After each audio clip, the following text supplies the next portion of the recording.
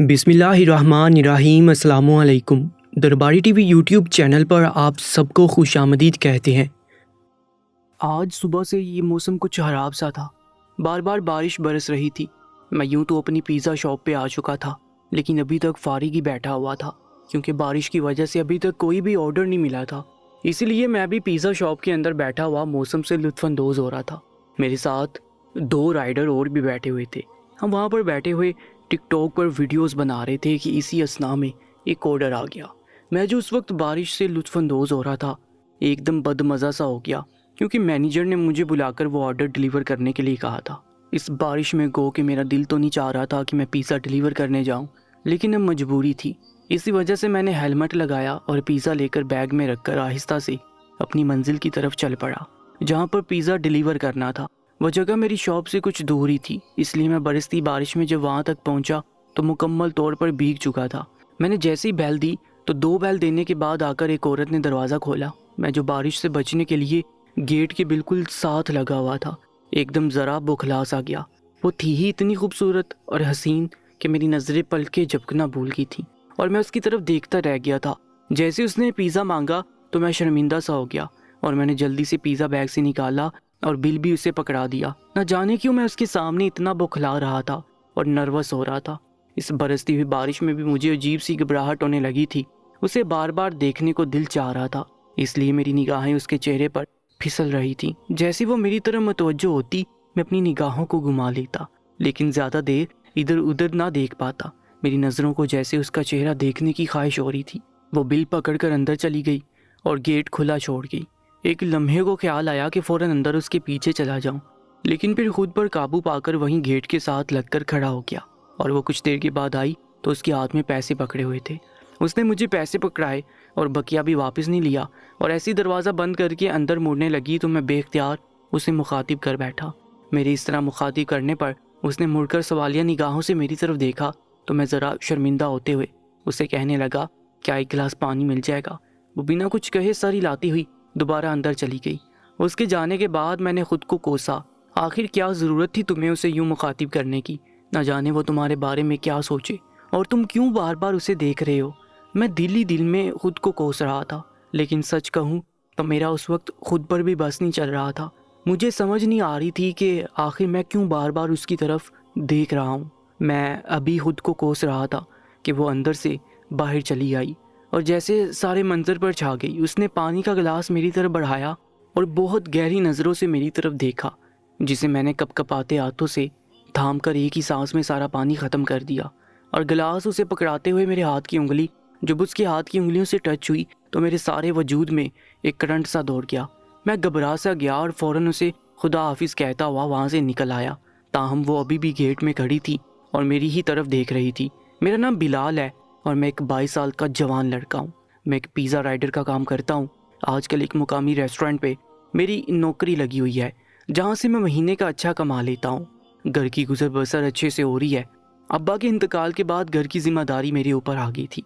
वो तो शुक्र है कि अब्बा की सरकारी नौकरी थी तो कुछ पेंशन का भी आसरा था, इसी वजह से गुजारा हो रहा था। मैं नौकरी के लिए जगह जगह धक्के खाता रहा, लेकिन जब कोई मुनासिब नौकरी नहीं मिली तो फिर मजबूरन मुझे एक पिज़्ज़ा राइडर की नौकरी करनी पड़ी। पहल तो मैंने इसे मजबूरी में शुरू किया था, लेकिन फिर आहिस्ता आहिस्ता मेरा दिल लगता गया और मैं हंसी खुशी काम कर रहा था। लेकिन यहाँ पर काम करते हुए अभी मुझे 3 माह ही हुए थे, लेकिन आज से पहले कभी ऐसा कोई वाक़या नहीं हुआ जिसने मुझे अंदर से इतना बेचैन कर दिया हो। मैं जब से वहाँ से पिज़्ज़ा डिलीवर करके आया था, एक लम्हे के लिए भी उस औरत का चेहरा मेरी निगाह से ओझल नहीं हो रहा था और अब तो न जाने क्यों मैं उसे सोचे चले जा रहा था। मैं बाइक भी बड़ी आहिस्ता रवि से चलाते हुए वापस रेस्टोरेंट पहुंचा तो मैनेजर ने मुझे डांटा कि आखिर इतनी देर क्यों लगा दी? 20 मिनट के काम के लिए तुम 50 मिनट लगा कर आए हो। आज तो मुझे उसकी डांट भी बुरी नहीं लग रही थी, ताहम मैंने उसे बारिश का कहकर टाल दिया और ख़ुद अपने लिए मखसूस एक जगह पर आके बैठ गया। मैं दोबारा से उस औरत के बारे में सोचने लगा, जिसे सोचते हुए मुझे अच्छा लग रहा था।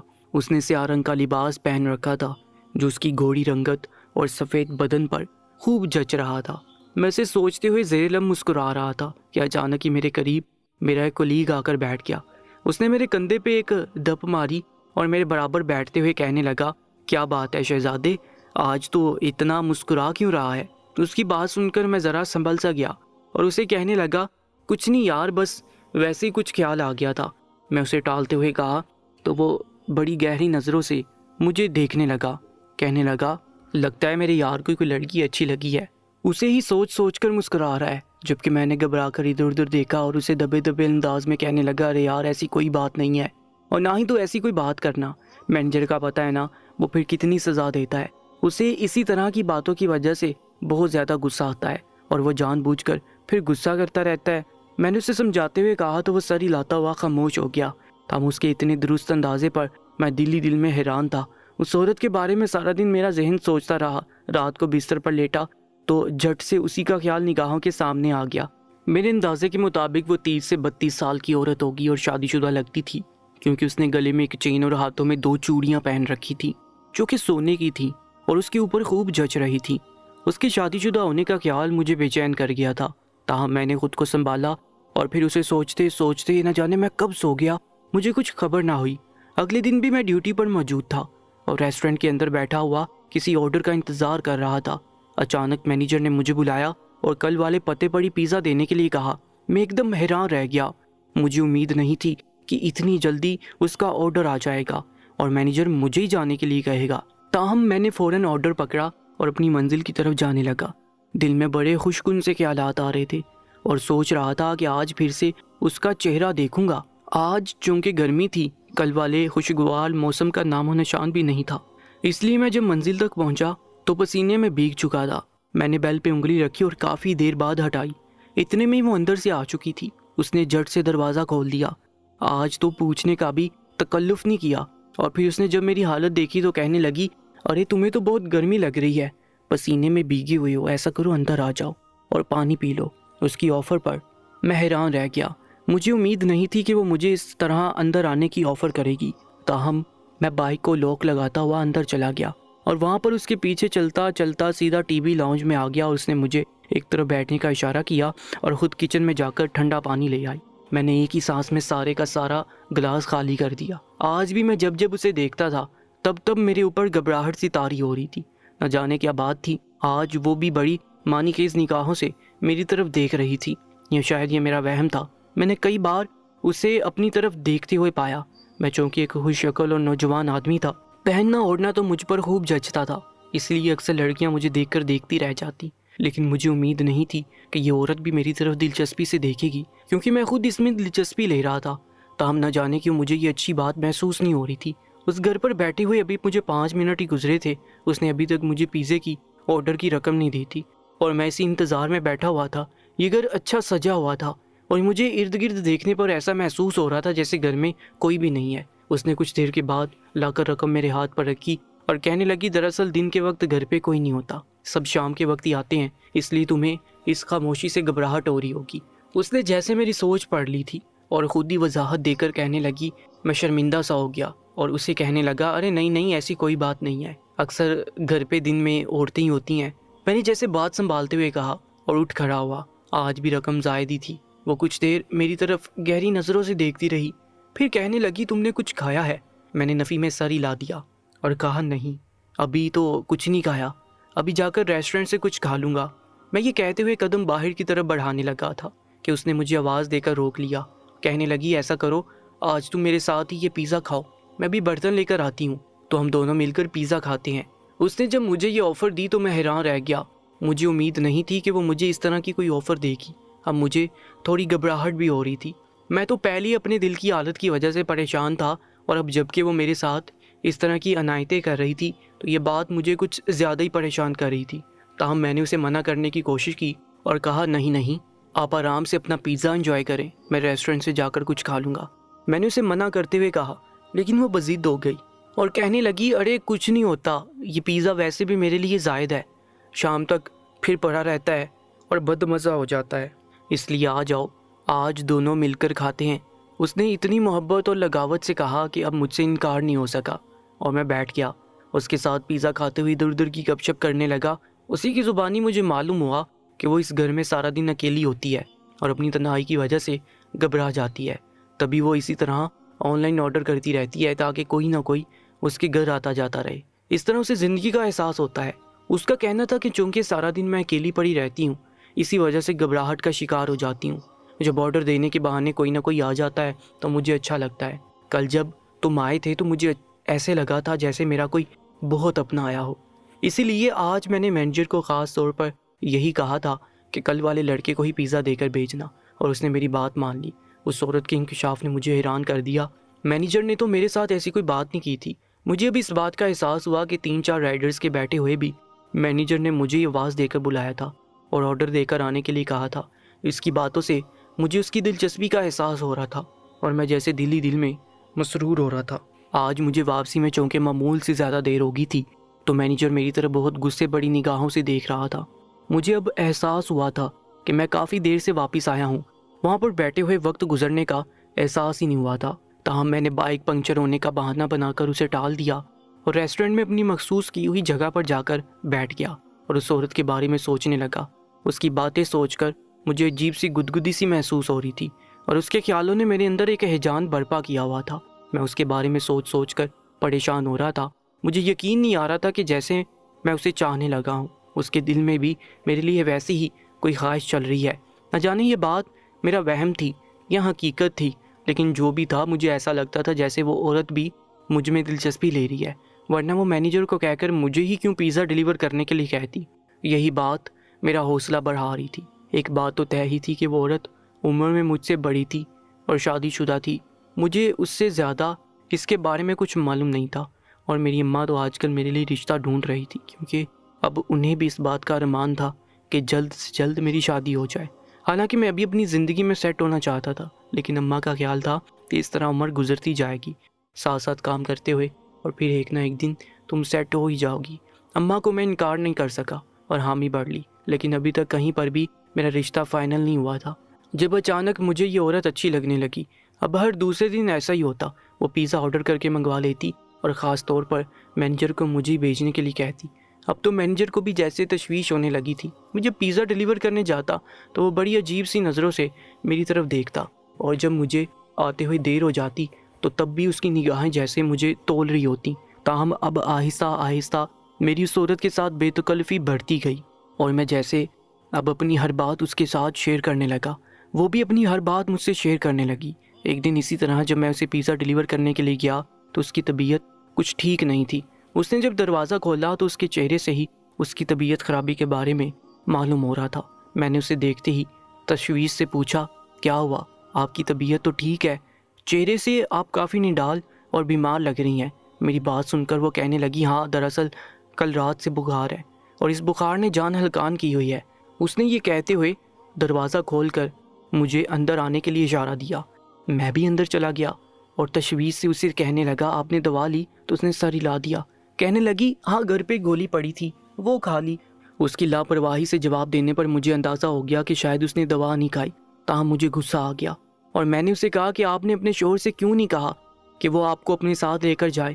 آپ دوا لے کر آتی، کسی ڈاکٹر کو چیک کروا کے آتی۔ میں نے غصے سے اسے کہا تو نہ جانے اسے کیا ہوا، ایک دم اس کی آنکھیں آنسوں سے بھر گئیں اور ڈبڈبائی ہوئی آنکھوں سے میری طرف دیکھ کر کہنے لگی، میں کیسے انہیں کہتی، انہیں اب کسی بات کا کوئی اثر نہیں ہوتا، وہ مجھ سے بہت دور جا چکے ہیں۔ اس کے اس طرح کہنے پر میں نے سوالیہ نظروں سے اس کی طرف دیکھا اور پوچھا، آخر آپ ایسا کیوں کہہ رہی ہیں؟ ایسی کیا بات ہو گئی؟ میرے پوچھنے پر وہ کہنے لگی، دراصل میں نے آج تک تمہیں اپنے بارے میں کچھ نہیں بتایا، تم میرے بارے میں کچھ نہیں جانتے، اس لیے آج تمہیں سچ بتاتی ہوں۔ یہ کہہ کر اس نے تھکے تھکے انداز میں اپنا سر صوفے کی پشت پر گرا لیا اور کہنا شروع کیا، دراصل میں ایک بیوہ عورت ہوں اور اس گھر میں اکیلی رہتی ہوں۔ اس کے انکشاف نے جیسے مجھے اچھلنے پر مجبور کر دیا۔ میں نے کہا، آپ بیوہ ہیں، یہاں پر اکیلی رہتی ہیں، لیکن آپ نے تو کہا تھا کہ شام کو سب گھر آتے ہیں۔ میں نے اسے اس کی بات یاد دلائی تو وہ کہنے لگی، ہاں میں نے ایسے کہا تھا، لیکن ایسا میں نے صرف مجبوری کے عالم میں کہا تھا۔ اس نے جیسے بے بسی سے اس بات کا اعتراف کیا تو میں اس کی طرف دیکھتا رہ گیا اور اسے پوچھنے لگا، آخر ایسی کیا بات ہے جو آپ کو ایسے جھوٹ بولنا پڑا؟ میرے پوچھنے پر جیسے اس کے لہجے میں سارے زمانے کی تھکن اتر آئی۔ وہ کہنے لگی، دراصل میرا نام شرمین ہے اور میرا تعلق ایک غریب گھرانے سے تھا۔ میرے ابا لوگوں کے گھروں میں چوکیداری کرتے تھے اور اماں لوگوں کے گھروں میں برتن وغیرہ مانجتی تھی۔ میں چونکہ بہت خوبصورت تھی، اسی لیے محلے کے ہر لڑکے کی نظر میرے اوپر تھی۔ اسی وجہ سے اماں نے مجھے اتنا پڑھایا لکھایا تو نہیں، میں گھر میں زمانے سے چھپائے رکھا۔ مجھ سے چھوٹی میری 3 بہنیں، وہ کچھ خاص خوبصورت نہیں تھیں اور نہ ہی ان کے اندر ایسی نزاکت اور ادا تھی، اس لیے اماں نے کبھی ان کے اوپر اتنی توجہ نہیں دی۔ لیکن میرے اوپر اماں خاص طور پر نظر رکھتی تھی۔ مجھے چونکہ خود بھی اپنے حسن کا احساس تھا، اس لیے میں اپنے حسن کو چمکانے کے لیے مختلف ٹوٹکے بھی آزماتی تھی، اور پھر جب خود کو آئینے میں دیکھتی تو دیکھتی رہ جاتی۔ میں دن بدن نکھرتی جا رہی تھی اور مزید خوبصورت ہوتی جا رہی تھی۔ میں جب 18 سال کی ہوئی تو تب اماں ایک کوٹھی میں کام کرتی تھی۔ وہاں پر ایک دن بہت بڑی دعوت تھی۔ اماں نے مجبوری کے عالم میں مجھے بھی اپنے ساتھ لے لیا، کیونکہ کام بہت زیادہ تھا اور اماں اتنا کام کر نہیں سکتی تھی، اس لیے وہ مجھے بھی اپنے ساتھ لے گئی۔ حالانکہ مجھے لوگوں کے گھروں میں کام کرنا پسند نہیں تھا، لیکن اس دن میں صرف اماں کی طبیعت کا خیال کر کے ان کے ساتھ چلی گئی، اور وہاں پر جانا جیسے میری قسمت کو بدل گیا۔ اتنا بڑا گھر اور ایسے عالی شان فرنیچر اور برتن دیکھ کر میں حیران رہ گئی، میری آنکھیں پھٹی کی پھٹی رہ گئی۔ وہاں پر بیگم صاحبہ کی سالگرہ کا اہتمام تھا اور دعوت بہت بڑی تھی، اسی وجہ سے سارے نوکر چاکر مصروف تھے۔ اماں بھی جاتے ہی اپنے کام میں لگ گئی اور مجھے بھی اپنے ساتھ لگا لیا۔ شام کو جب دعوت شروع ہوئی تو ہم بھی مہمانوں کو مشروبات دینے لگی۔ وہاں پر مجھے ایک لڑکے نے پسند کر لیا۔ اس نے مجھے دیکھا تو دیکھتا ہی رہ گیا، میری ٹرے میں سے مشروب کا گلاس اٹھاتے ہوئے۔ اس کی نگاہوں میں خاص قسم کی چمک تھی، وہ میرے چہرے سے نگاہیں ہٹا نہیں پا رہا تھا، اور میں بہت گھبرائی ہوئی سی فوراً وہاں سے ہٹ گئی تھی، جبکہ وہ بعد میں میرے پیچھے پیچھے 2-3 بار آیا بھی۔ اس نے مجھ سے میرا نام پوچھا۔ میں نے اپنا نام گھبراہٹ کے عالم میں اسے بتا تو دیا، تاہم بعد میں اس بات پر میں بہت پچھتائی۔ اماں نے جب اس لڑکے کو میرے پیچھے آتے ہوئے دیکھا تو مجھے باورچی خانے میں جانے کا بول دیا۔ میں چونکہ خود بھی گھبرا رہی تھی اس لیے باورچی خانے میں چلی آئی، تاہم اس لڑکے کی نگاہیں بار بار مجھے اپنے وجود پر محسوس ہو رہی تھیں، اور پھر جلدی اس نے اپنی ماں کو میرے گھر رشتہ لینے کے لیے بھیجا۔ لیکن میرے گھر والوں نے اس رشتے سے انکار کر دیا۔ اماں کا کہنا تھا کہ ہم اپنے سے اتنے اونچے گھرانے میں رشتہ نہیں کر سکتے، ہماری حیثیت کم ہے، اس لیے ہم اپنی بیٹیوں کو اپنے برابر کے لوگوں میں ہی بیاہیں گے۔ انکار سن کر اس لڑکے کی انا پر ایک بہت بڑی چوٹ پڑی تھی، اسی لیے اس نے آؤ دیکھا نہ تاؤ مجھے اغوا کروا لیا۔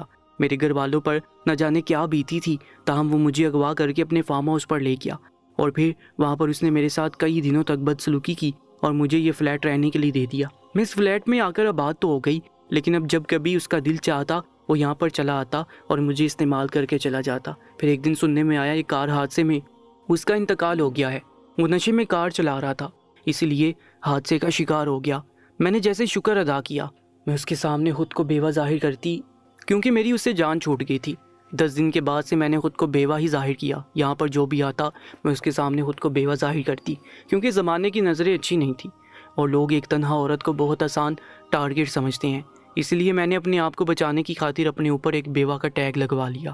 اس عورت نے تھکے تھکے انداز میں اپنی بات مکمل کی، تاہم میرا اپنا دل بھی دکھ سے بھر گیا۔ لیکن میں نے اسے کہا آخر تم پھر اپنے گھر واپس کیوں نہیں گئی؟ میری بات سن کر وہ بڑے زخمی انداز میں مسکرائی اور کہنے لگی ایک دن گئی تھی اماں، لوگوں نے تو وہ محلہ ہی بدل دیا تھا، کیونکہ وہاں پر ان کی بہت بدنامی ہو گئی تھی۔ حالانکہ مجھے اغوا کیا گیا تھا، لیکن سارے محلے والوں نے یہی مشہور کر رکھا تھا کہ میں گھر سے بھاگ گئی تھی۔ میں جب وہاں پر گئی تو پتہ چلا اماں لوگ کہیں اور شفٹ ہو گئے ہیں۔ وہاں سے پوچھتے پوچھاتے جب میں اماں تک پہنچی تو وہ مجھے دیکھ کر جیسے خوف سے زرد پڑ گئی، اور پھر بڑی دبی دبی آواز میں مجھے کہنے لگی تو جہاں سے آئی ہے وہیں چلی جا، تیری بہنوں کے رشتے طے ہو رہے ہیں اور انہیں یہی پتہ ہے کہ تم مر گئی تھی۔ ہم نے انہیں تیرے بارے میں کچھ نہیں بتایا، اگر انہیں آج حقیقت پتہ چل گئی تو وہ لوگ یہ رشتہ توڑ دیں گے، تیری بہنیں پھر ساری عمر گھر پر بیٹھی رہیں گی۔ ہم نے ایک بیٹی تو کھو دی ہے، باقیوں کو نہیں کھونا چاہتے۔ اماں کی بات نے جیسے مجھے زندہ درگور کر کے رکھ دیا۔ مجھے یقین نہیں آ رہا تھا کہ میری وہ ماں جو ہمیشہ مجھے اپنے پڑوں میں چھپائے رکھتی تھی آج مجھ سے یہ بات کر رہی ہے۔ تاہم میں وہاں سے خاموشی سے چلی گئی، اور اس دن کے بعد سے میں یہاں سے کہیں بھی نہیں گئی۔ اس کی داستان سن کر میرا اپنا دل بہت دکھی ہو گیا، لیکن ایک خیال ابھی بھی میرے دل میں آ رہا تھا کہ آخر وہ عورت کس طرح اپنے اخراجات پورے کرتی ہے۔ اور میرے پوچھنے پر وہ کہنے لگی دراصل اس لڑکے نے میرے نام پر ایک اکاؤنٹ کھلوا دیا تھا اور اس میں اس نے کچھ رقم جمع کروائی ہوئی تھی، مجھے وہیں سے منافع آتا ہے اور میں اپنے اخراجات اسی منافع میں سے پوری کرتی ہوں۔ شاید اسے واقعی مجھ سے محبت تھی، لیکن میرے گھر والوں کے انکار نے اسے ضد دلا دی اور ضد میں وہ غلط قدم اٹھا بیٹھا۔ میں بہت بد دل سا ہو کر وہاں سے نکلا تھا۔ سارے راستے اس کی باتیں میرے دماغ میں چکراتی رہیں، مجھے یقین نہیں آ رہا تھا کہ وہ اندر سے اتنی دکھی ہوگی۔ میں نے جب پہلی بار اس کو دیکھا تھا تو اس کے چہرے کی تازگی اور اس کی آنکھوں کی مستی نے مجھے اپنا گرویدہ کر لیا تھا۔ مجھے نہیں معلوم تھا کہ اس کے اندر اس کی روح تک زخمی ہو گئی۔ تاہم کچھ دن تک میں اسی سوچ و بچار میں لگا رہا۔ اماں جو آج کل میرا رشتہ دیکھتی پھر رہی تھی، ایک دن میں انہیں بہانے سے شرمین سے ملانے کے لیے لے گیا۔ شرمین اماں کو بھی اچھی لگی تھی۔ میں نے انہیں شرمین کے بارے میں کچھ نہیں بتایا اور نہ ہی انہیں اس کے بیوہ ہونے کے بارے میں علم تھا۔ تاہم اماں کو اس کا اکیلا پن ہضم نہیں ہو رہا تھا اور اسی بات کو اماں نے اعتراض بنایا، جبکہ میں نے انہیں کہا کہ اس کے ماں باپ کا انتقال ہو چکا ہے اور اسی لیے وہ یہاں پر اکیلی رہتی ہے۔ اب اگر اس کا کوئی بہن بھائی نہیں ہے اور رشتہ دار اسے رکھنے کو تیار نہیں تو پھر وہ اکیلی بیچاری کیا کرے۔ اماں میری بات سن کر شش و پنج میں مبتلا ہو گئی۔ مجھے پتا تھا اماں کے لیے یہ بات تھوڑی مشکل ہوگی، کیونکہ شرمین مجھ سے کم بھی 5 سال بڑی تھی اور اماں کو بڑی عمر کی عورت کا ساتھ گوارا نہیں تھا۔ تاہم کچھ دنوں کے بعد اماں نے میری خواہش اور مرضی دیکھتے ہوئے شرمندگی ظاہر کر دی اور میں اس دن بہت خوش تھا، اور شرمین تو جیسے بے یقینی سے میری طرف دیکھتی رہ گئی۔ میں نے اماں سے کہہ کر جلدی نکاح کروا لیا اور رخصت کر کے شرمین کو اپنے گھر لے آیا۔ وہ دن اور آج کا دن میں اور شرمین بہت محبت بڑے انداز میں اپنے گھر میں رہ رہے ہیں۔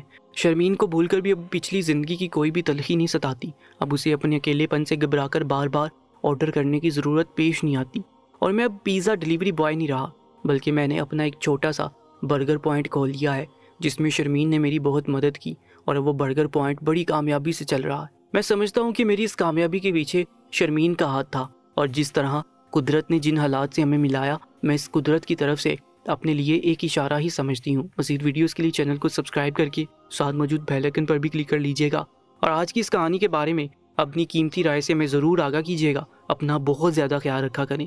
انشاءاللہ ملاقات ہوگی ایک نئی ویڈیو میں، تب تک کے لیے اللہ نگہبان۔